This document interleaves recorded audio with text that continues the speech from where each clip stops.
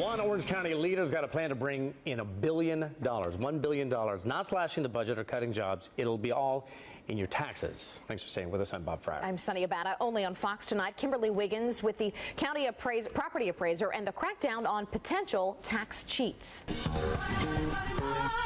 A penny saved here, a dollar saved there. Turns out hundreds, if not thousands, of Orange County residents are paying less money when it comes to their property taxes.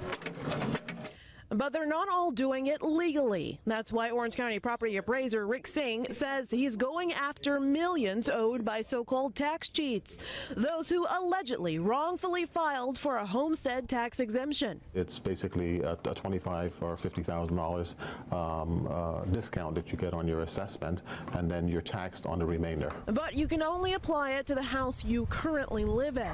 Singh was sworn in 2013. Soon after, he decided to reallocate resources. Filing for homestead exemption is one of the most important things you can do after purchasing a home. He reminded residents about the tax break and this PSA. Then his office used trained investigators to work with local law enforcement to crack down on fraud. In 2012, Singh's office investigated more than 1,100 cases, 5 times as many claims as in 2011. With that, we found that there was a tremendous amount of tax cheats to the tune of, since being in office, $65 million we were able to put back on the tax roll. $65,198,368 to be exact since January 1st, 2013. Singh says over the next 5 to 7 years, that could add up to an extra $1 billion from those who falsely file for homestead exemptions. How does it work? When a property is flagged, the exemption is pulled. So we are basically notifying them. Property owners are given 30 days to pay back taxes. Penalties and interest then kick in. After that, a lien is placed on the property. We went to these 5 houses listed in public documents from the county appraiser's office that are flagged as properties that got but should not have gotten the homestead exemption. We were able to speak with people listed in public records as the owners of 2 of the properties we checked out. Neighbors tell us this is an abandoned property. In fact, they say they haven't seen anyone here for at least several weeks.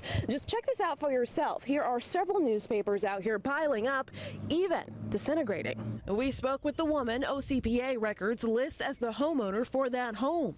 She tells Fox 35 she no longer owns the home, the bank does. We also headed to this home on Sharswood Circle. A woman renting the home opened the door. We contacted the owner, who did not want to appear for an on-camera interview. Over the phone, the owner, who happens to be a realtor, told us he lived in the house for a decade and admitted he's now renting it out. He says he moved 2 years ago, had a baby, and forgot to remove the exemption. However, OCPA confirms he's paid the nearly $3,000 due. It could be all of the above. They are innocent cases, which we will work with. Singh agrees not all are clear frauds.